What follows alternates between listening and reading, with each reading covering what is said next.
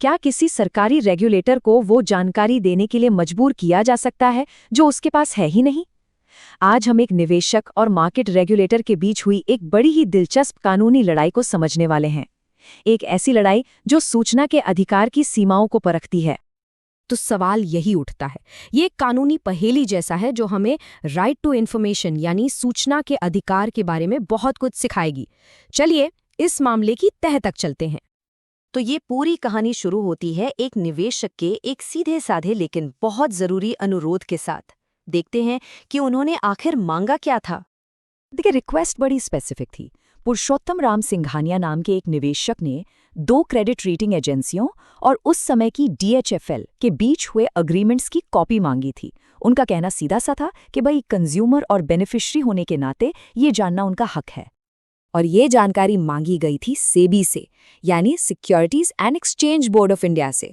अब सेबी भारत का market regulator है, जिसकी सबसे बड़ी जिम्मेदारी ही निवेशकों के हितों की रक्षा करना है। तो जाहिर है ये मामला सीधे सीधे उनके दायरे में आता था। तो इस रिक्वेस्ट पर रेगुलेटर ने क्या कहा? अच्छा, यहीं से मामला और भी दिलचस्प हो जाता है।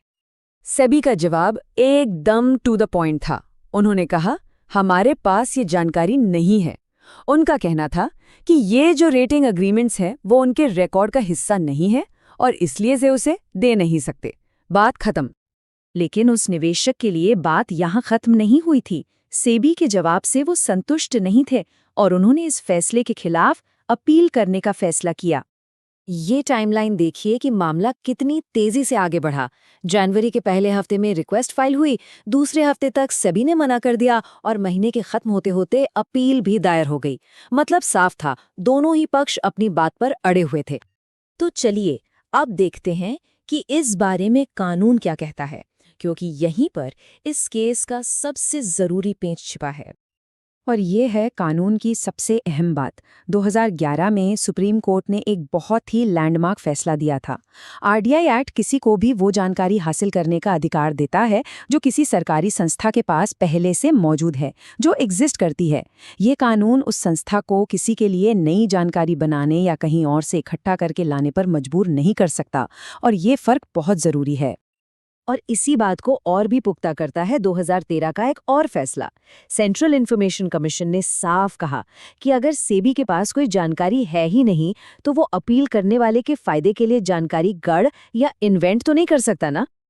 तो कुल मिलाकर बात बिल्कुल साफ है। आरटीआई एक्ट मौजूदा रिकॉर्ड तक पहुंचने का अधिकार है, ये जानकारी बनवाने का अनुरोध करने का अधिकार नहीं है। और ये एक बहुत ही जरूरी कानूनी फर्क है जो सरकारी संस्थाओं को अंतहीन खोजों से बचाता है और उन्हें अपना काम ठीक से करने देता है। इसे समझने का एक और बहुत आसान तरीका है। सोचिए, ये एक लाइब्रेरी कार्ड की तरह है। कार्ड आपको लाइब्रेरी में रखी कोई भी किताब लेने की इजाजत देता है, लेकिन ये लाइब्रेरियन को वो किताब खरीदने पर मजबूर नहीं कर सकता जो लाइब्रेरी में है ही नहीं। आरटीआई का सिद्धांत भी बिल्कुल ऐसा ही है। तो इन सब कानूनी दलीलों और उदाहरणों के बाद आखिरकार इस अपील का फैसला क्या हुआ? फैसला आया खारिज। बस एक शब्द, लेकिन इस एक शब्द के पीछे कानून की एक ठोस और स्पष्ट समझ थी। फैसले के पीछे के कारण एकदम क्रिस्टल क्लियर थे। जो जानकारी मांगी गई वो सेबी के पास थी ही नहीं।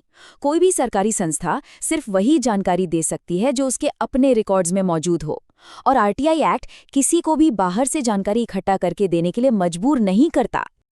तो ये पूरा मामला हमें एक बहुत बड़े सवाल पर लाकर खड़ा कर देता है। अगर बाजार का रक्षक यानी रेगुलेटर खुद इतने जरूरी दस्तावेज नहीं रखता, तो फिर सिस्टम में पारदर्शिता यानी ट्रांसपेरेंसी लाने की असली जिम्मेदारी आखिर है किसकी? इस पर जरूर सोचिएगा।